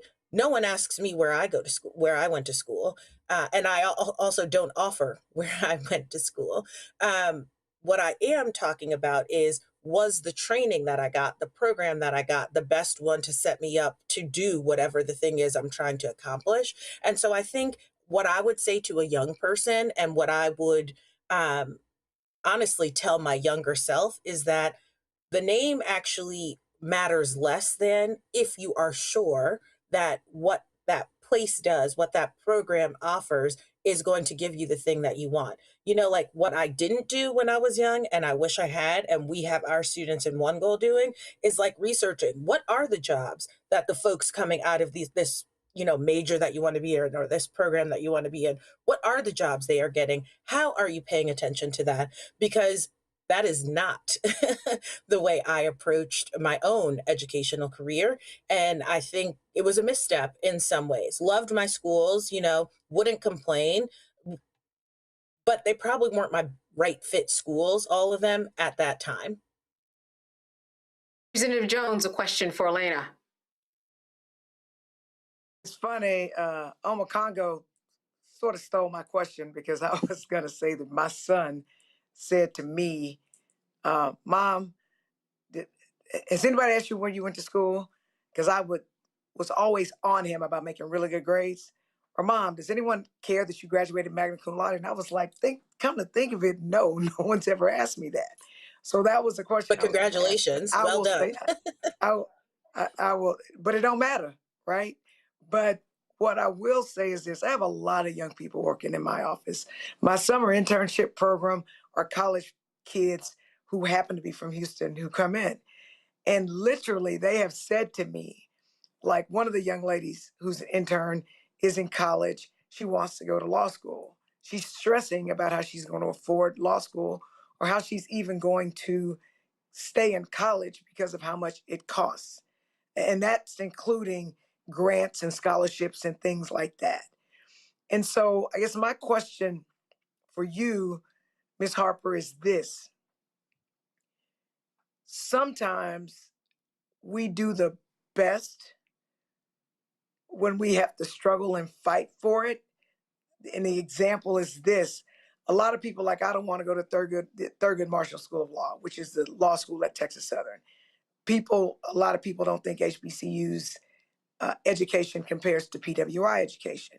But some of the best lawyers that I've met graduate from Thurgood Marshall Law School, because if you can survive Thurgood Marshall and learn how to get by without a lot of resources and people that just love you and teach you how great you are, then you can compete in every courtroom, wherever. And so do you think it's fair to say that wherever you can go that you can afford, it may be the only option, but even in that, you can get greatness out of it? 1,000%. You can get an excellent education at every single school, and you can get a crappy education at every single school.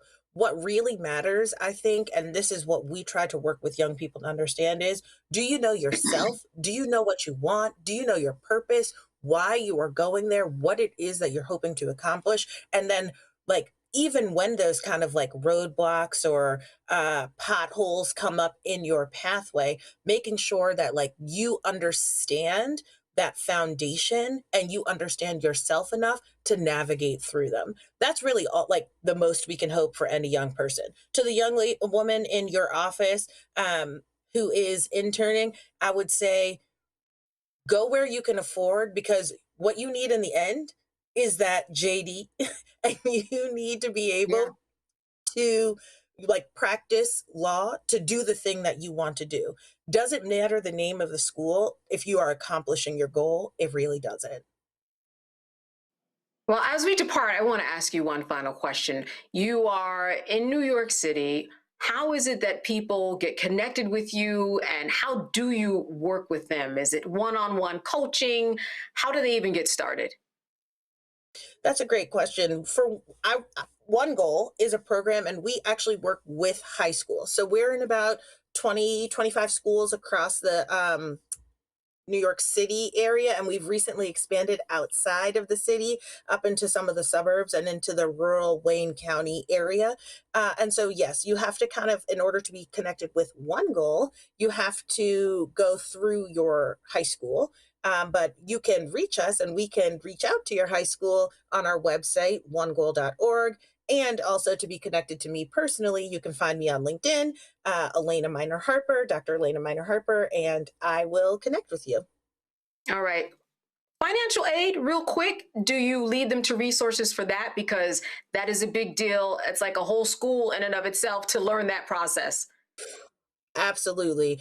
FAFSA, and in New York, you know, we have for our students who might be undocumented, we have the TAP program. And so there are lots of resources, but changes every year. And so that's a huge piece of the work that we do, because the financial fit, you have to know what you are eligible for and what to go after, is a lot of the work that we do, helping educators direct their students towards figuring out that process. All right, great information. Elena Harper, the Executive Director of One Goal New York City. I am assuming and hoping that people have watched this and they're going to reach out to you. You've been great. Thank you so much for being with us. Thank you for having me. Have a wonderful evening. All right, you too. You're watching Roland Martin Unfiltered here on the Black Star Network. Stay with us. We will be back after a short break. All right, folks, let me get personal for a second. My mom had questions about her Medicare, so she called Chapter, a Medicare advisory company, and she texted me right after saying it's a great benefit. It was easy. A real person walked her through the whole thing, and now she understands better what's going on. But it's not just her. A woman in Yonkers wrote in saying the process was so simple, the enrollment was easy, and she was so glad she called. Then there's Marilyn, 90 years old, in Florida, living on Social Security. Her premium climbed every single year north of $400 a month for coverage she could barely afford anymore. So what does she do? She called Chapter. They found her the same top-tier coverage for hundreds of dollars less. 90 years old, and finally somebody in her corner. I hear stories like that again and again from our community. The Medicare system was not built to work for you. Too much fine print, too many plans. Yet Chapter's advisors are independent and honest, the only Medicare advisors that compare every plan nationwide. They're focused on one thing, what actually works for you. If you're already in the right plan, they'll tell you.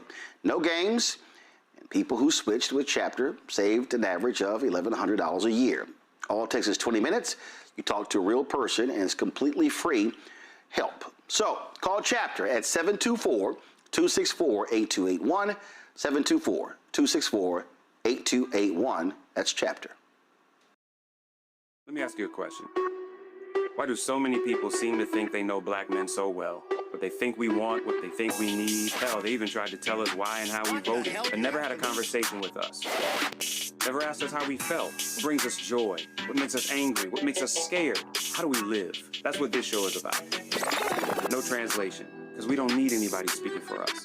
We can speak for ourselves. This will be a show where we bring brothers on that you don't see on every other talk show. Nope. Brothers that are doing work in local communities with black men for black communities. We're going to hear each other and try to understand so perhaps we can move forward together. No translation, because we don't need anybody speaking for us. Nope. What we need is each other. No translation, right here on the Black Star Network. Check it out. I'm Russell L. Honoré, Lieutenant General, United States Army, retired, and you're watching Roland Martin Unfiltered.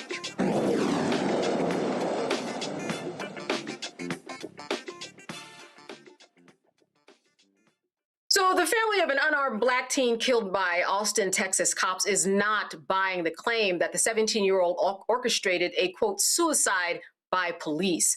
Now, according to the police, on July 24th, Anthony Williams II called 911 and reported a young person who may be brandishing a gun in a parking lot. 3 officers responded to that call, and Anthony was shot several times. The Austin Police Department released several videos and the 911 call in question from that early morning shooting. Here is the call. Do you need police, fire, EMS, or mental health services? Police. To what address? 10110 Baden Lane.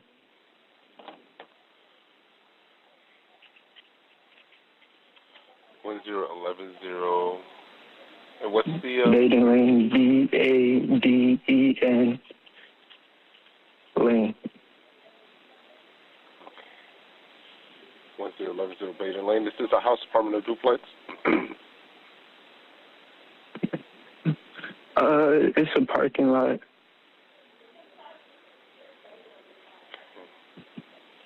Okay, all right, what's going on? I'm looking out my window. There seems to be a kid. It looks like he has a gun. I'm not sure, but he keeps on messing with his waistband. And I seen something in his hands. It looked like a firearm, but I'm not sure. When you say kid, how old? I'm not sure. He just looks very young. So like a teenager? Yes, sir. Okay. Is he like brandishing it, or does it just happen to have it? Brandishing it, I'd say, yeah. I'd say brandishing it. Towards someone, or is he just by himself? By himself.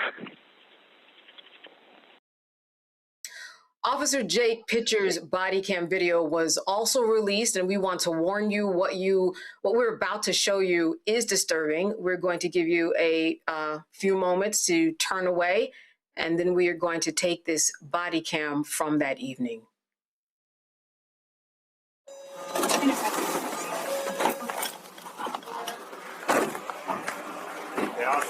Hey, keep your hands up.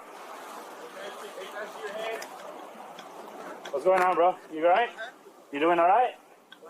You doing all right? Hey, keep your hands up.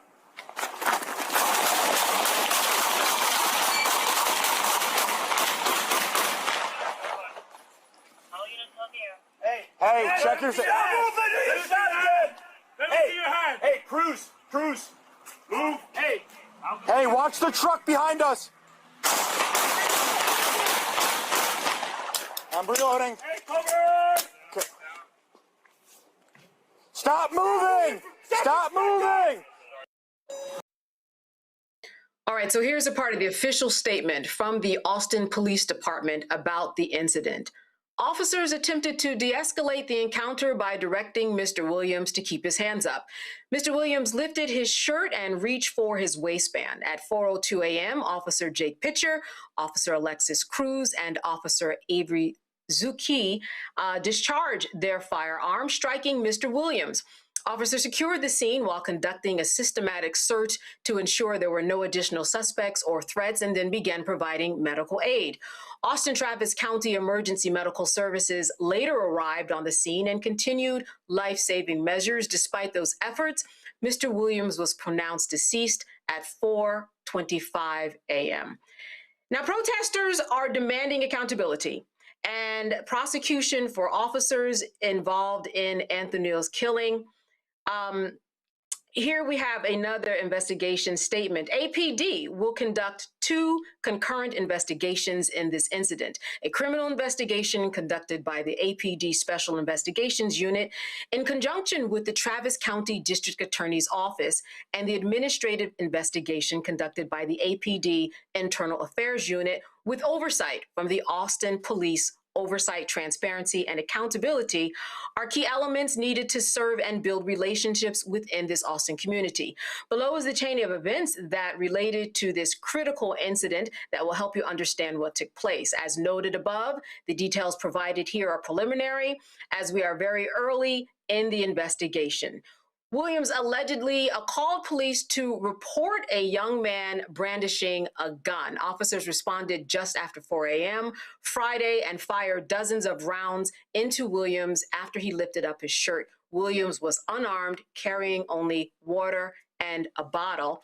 Now, the officers involved in the shooting are on administrative leave, and the incident is under investigation. All right, there's a lot going on. I want to start with you, Representative Jones. I know the attorney in you is itching to figure out just what to make of all of this. There's so many contradictory things in here. I want to know what you picked up on. So first of all, I'm pissed. They murdered him. And I didn't see him raise his shirt to brandish a gun, a weapon. I didn't see that. And I was looking at what you just showed. 1. 2, I don't know how many shots each one of those officers unloaded, but they unloaded a lot of shots. So he's on the ground, and then they're screaming, "Stay down." Let me be clear. Your self-preservation, somebody hits you somewhere and it hurts, you're going to move to touch it. That's just what you're going to do. So he's a threat. He's on the ground. He hasn't shot at you. You've done all the shooting. I'd be curious to know, are they on paid leave? I'm certain they are. They shouldn't be. They murdered this kid. They murdered him. And it's so funny to me, as a criminal defense lawyer, officers get all this advanced training to do things, and every single solitary time that people say they use this excessive force, they always say, "I was afraid." I was afraid. So on the one hand, you have all this advanced training and you should know how to discharge your weapon safely or what have you. But on the other hand, you act like you're a regular person. Which one is it? Do you have special training, or are you scared like a regular person who has no training with guns? But what I literally saw with my eyes is that they murdered that baby. They murdered him. They didn't take time to ask any questions. If he's trying to show them he doesn't have anything, he's raising his arms up. So he's going for a weapon. Why is that? Is that the presumption?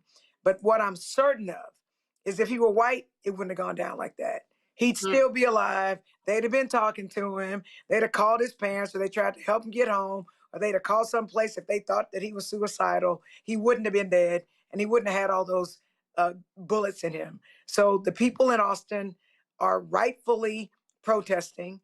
And in their little statement, they talked about, in order for us to have a better relationship, there's transparency. Y'all already covering up the narrative. Even the way they wrote their statement to help you understand what happened. So don't believe your lying eyes, man. Go on with somebody else. You murdered him. They need to be sued. Those officers never need to be police officers anywhere else. And I pray for the family of Mr. Williams, because he was murdered by the police, and we should not be getting murdered by the police. But it's 2026. I've been Black all my life. And that's why we don't trust the police. And Dr. Dubinga, they jumped in front of this narrative as quickly as possible, calling this, suicide by police.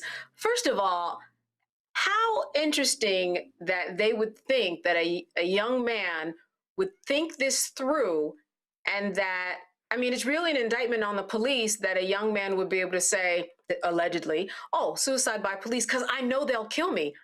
Number one, that's interesting for the police to even say, yeah, count on us to kill you. And number two, they jumped in front of the narrative so quickly, like Representative Jones said, don't believe what you're seeing, basically was what you can infer from that. Before you look at anything else, let me tell you what happened. They got in front of that narrative, and we have been seeing a lot of that before any full investigation. Well, yeah, it actually has me thinking of the Nolan Wells case, in Mississippi, and how, the sheriff there and their department, basically came out with their own conclusions, right? And some of these other guys whose names I don't want to give any platform to, are interviewing these kids and having their own conclusions drawn as well before an investigation's even done. It makes me think about it as it relates to this. I want to pick up on two things that Representative Jones said. Number one, the number of shots that were fired at this young man. It was at least over 12 shots, towards him. And again, the second part of what she said, all of this training, but yet that those 5 words, "I fear for my life," seems to get these officers off every time. There needs to be a deeper investigation into this. There needs to be better type of de-escalation. But like we said, this de-escalation seems to work when it comes to white people. Why can't they be coming into these spaces with non-lethal weapons that can still put people down? I understand that people say this isn't like TV where you just like shoot for a kneecap or something like that, but you can come in with non-lethal weapons. But when it comes to our community, we don't get that benefit of the doubt. So given what we know, as Representative said, we've been black all our lives. We've seen officers get off for less than what we're about to see here. And so the fact that they're already forming this narrative, the suicide by cop narrative, which everybody knows them, Law and Order and all of these things, it's really setting them up at level 2. It's really setting them up with an advantage in this case. And who is speaking up for this child? Who's speaking up for what he was dealing with? Who's speaking up for maybe a mental health issue that was going on as well? That he deserves that, his family deserves that, and the protesters out there calling for justice also deserve that as well. Representative Jones, I mean, when we talk about mental health issues, we always hear this. We always hear how officers are just not equipped to deal with any mental health issues. Even some of those who've gotten training, they do not meet the mark. And that is possibly what was going on here. I'm going to say it again. I saw what I saw, and you saw what we all saw. They murdered him. But I will tell you that whenever I have these officer-involved shootings in my law practice, the police always are terrified, and that's why they did what they did. They'll empty their entire chamber, and they'll keep shooting until there's nothing there. But what I've seen, even as a city council member, which we were over the Houston Police Department, right? And now as a state rep, we're over like state police. What I know from the police when I hear is they don't teach them to non-lethally shoot. They teach them to hit center mass. That's what they teach them to do. So we think that they are trying to wound you. And when they shoot the gun, they are trying to kill you every single solitary time, which is exactly why, if they're going to discharge their weapons, they need to make good and damn sure that the person that they're shooting at is. I don't want to say that there's ever a time to shoot somebody just to wound them, but if they shoot, they absolutely intend to kill them. So I think you need to think long and think hard before you discharge the weapon. And I think, Omakongo, it was more than 12 shots because all of them were unloading. There were 3 officers. And they unloaded a lot in the first set of shots. Then there was the don't move after he was clearly on the ground. And then there was the other shots. So they intended to kill him. And I'm surprised it took them so long to call him as dead, because they said he wasn't called as dead till 4:25. That baby was dead before they finished shooting. Period, point blank. And I'm livid right now because this kind of thing never happens to white kids, ever. And they say that was Antonio who called, he was very calm on the phone. Very calm on the phone. He didn't sound suicidal. He didn't sound like he was trying to agitate the police. He didn't sound like any of those things. So yeah, and this isn't new.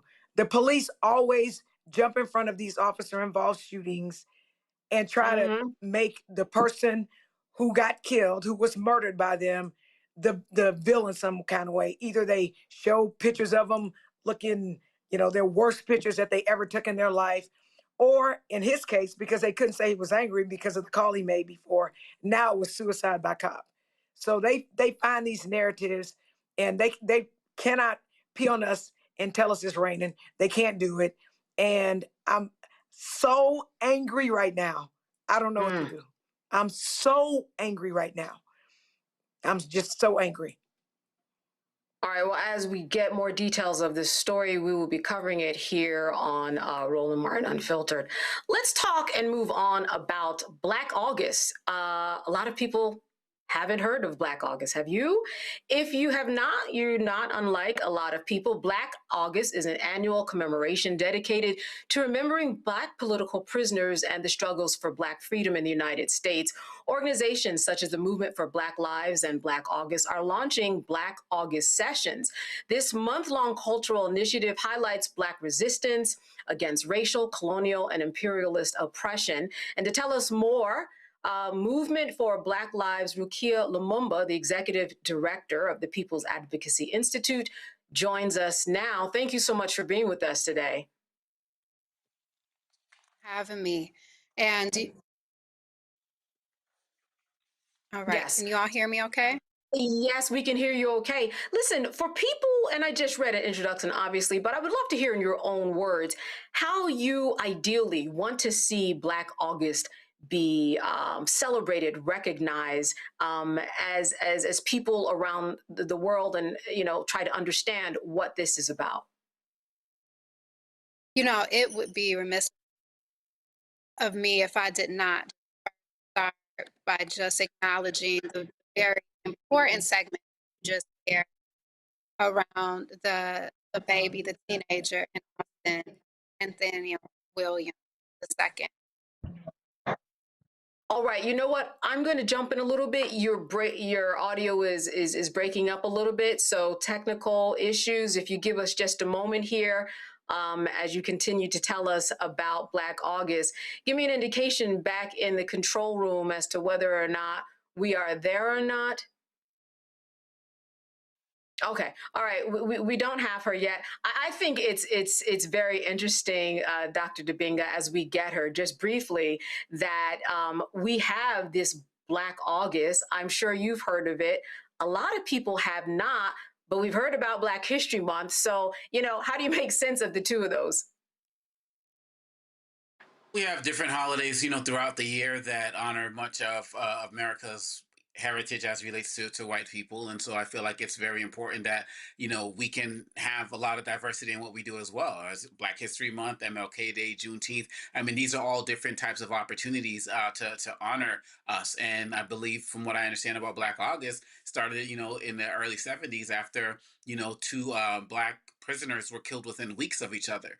And so this is something that we have to be mindful of. There are so many opportunities to honor what has happened in our experience that for those out there who try to just give us, those 28 days and say call it a day and really want to do anything about that, we're 365 as it relates to our experiences here in this country that we built. And so it's extremely important. I know people talk about this within the United States, but, overseas, my dad was a political prisoner, and it's really important to understand how this works and how this gets honored. And with what little history we were getting in school before all of this anti-DEI backlash, this is an opportunity for platforms like the Black Star Network, with the guests we're having, Ms. Lumumba. I mean, my dad yes, and we actually have her. Was teacher in Eastern Congo. So this is extremely important. Yes, and thank you for that. We have her back, Ms. Lumumba. Thank you so much for being with us. You said that you would be remiss if that's where we dropped you.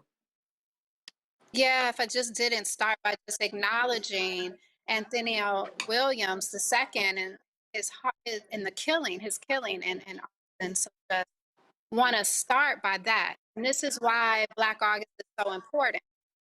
It is a time that we acknowledge our countless organizers, activists, and freedom fighters who sacrificed their freedom and their lives in the struggle for Black liberation, something that we're still fighting for today. It is a month of remembrance, of reflection, of study, and recommitment to our ongoing struggle for Black liberation. As our beloved currently incarcerated elder Mumia Jamal tells us, August is a month of meaning, of repression and a radical resistance, of injustice and divine justice, of repression and righteous rebellion, of individual and collective efforts to free the slaves and break the chains that bind us. Those are the words of I'm going to jump in. I want to jump in and ask, how can you direct people to celebrate and recognize these Black August sessions? What's a good way for a community to start if they have not been doing this? What are people already doing that you think is worth repeating?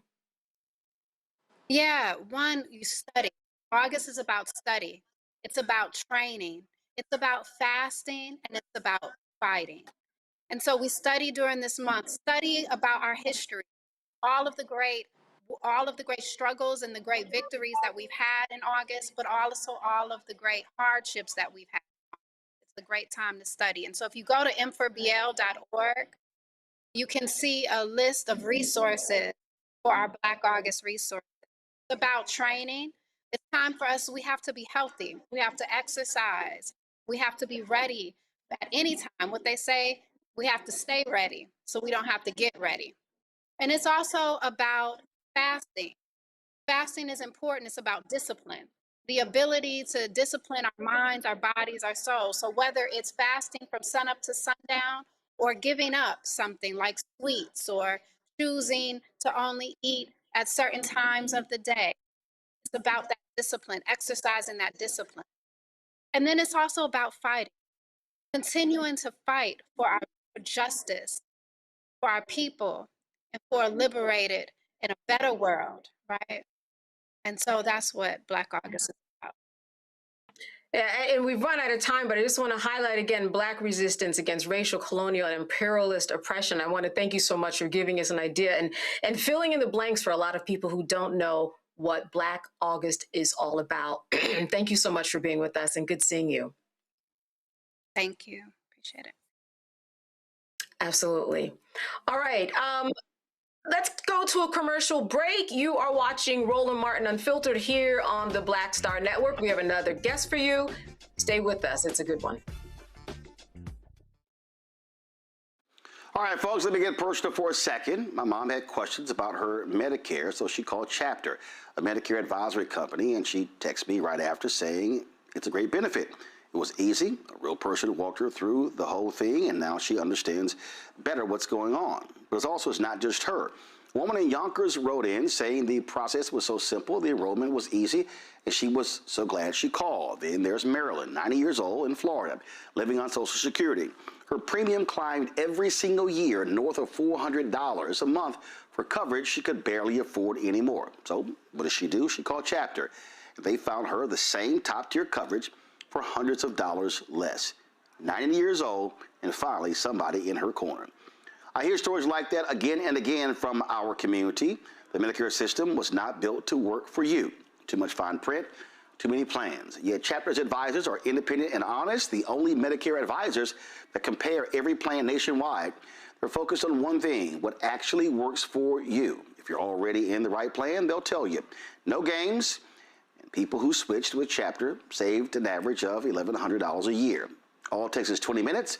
You talk to a real person, and it's completely free help. So call Chapter at 724-264-8281, 724-264-8281. That's Chapter. Let me ask you a question. Why do so many people seem to think they know Black men so well? What they think we want, what they think we need. Hell, they even tried to tell us why and how we voted, but never had a conversation with us. Never asked us how we felt, what brings us joy, what makes us angry, what makes us scared. How do we live? That's what this show is about. No translation, because we don't need anybody speaking for us. We can speak for ourselves. This will be a show where we bring brothers on that you don't see on every other talk show. Nope. Brothers that are doing work in local communities with Black men for Black communities. We're going to hear each other and try to understand so perhaps we can move forward together. No translation, because we don't need anybody speaking for us. Nope. What we need is each other. No translation, right here on the Black Star Network. Check it out. My name is Bill Duke, and you're watching Roland Martin Unfiltered.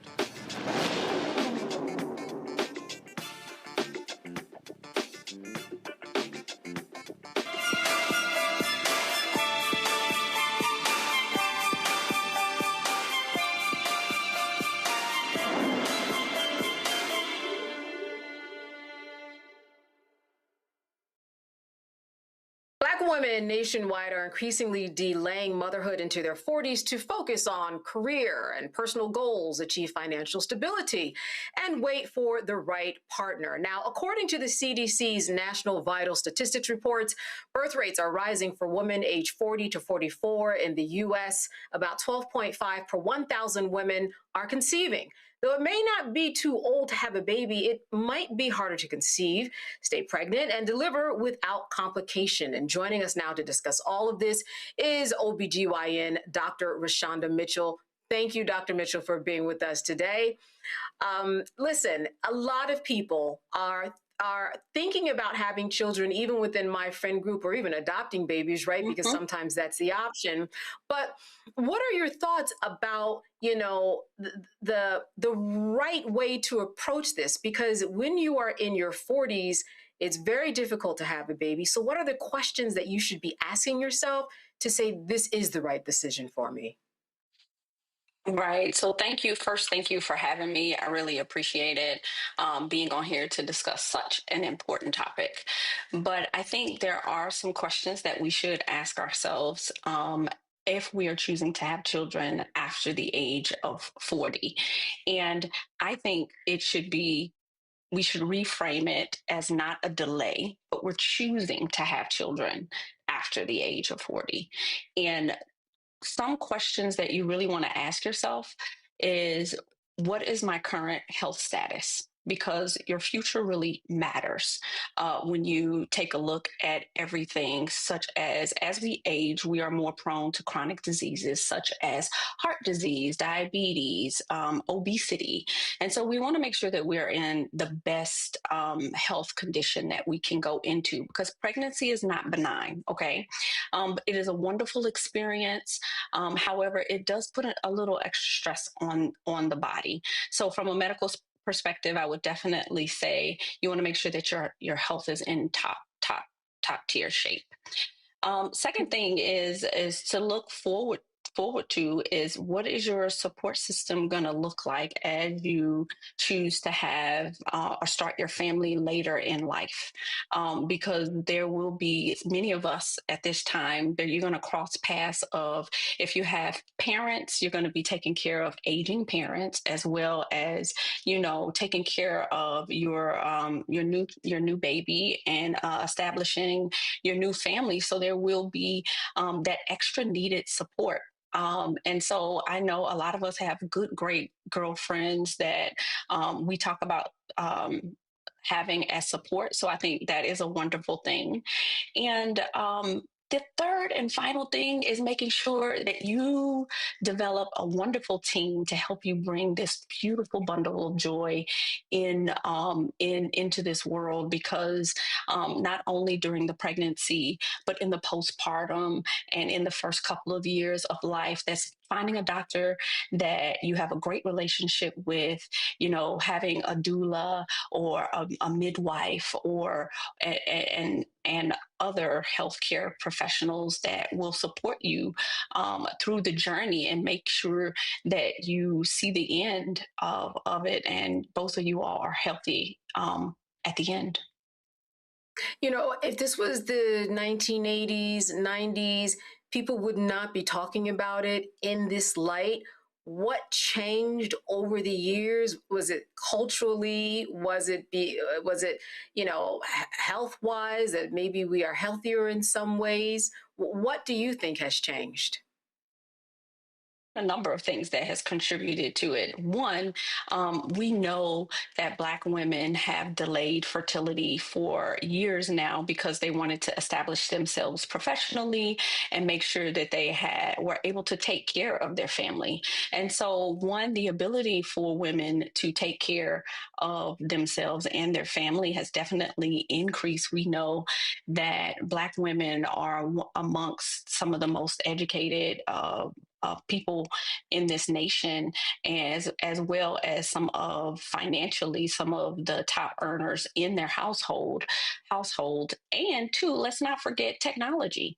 Technology has also assisted in that reproductive assistance. Now, many women who are seeking their career have the ability to freeze their eggs or freeze embryos and then go back and start their family later. So technology has definitely added to that. And I do agree, there is a culture shift.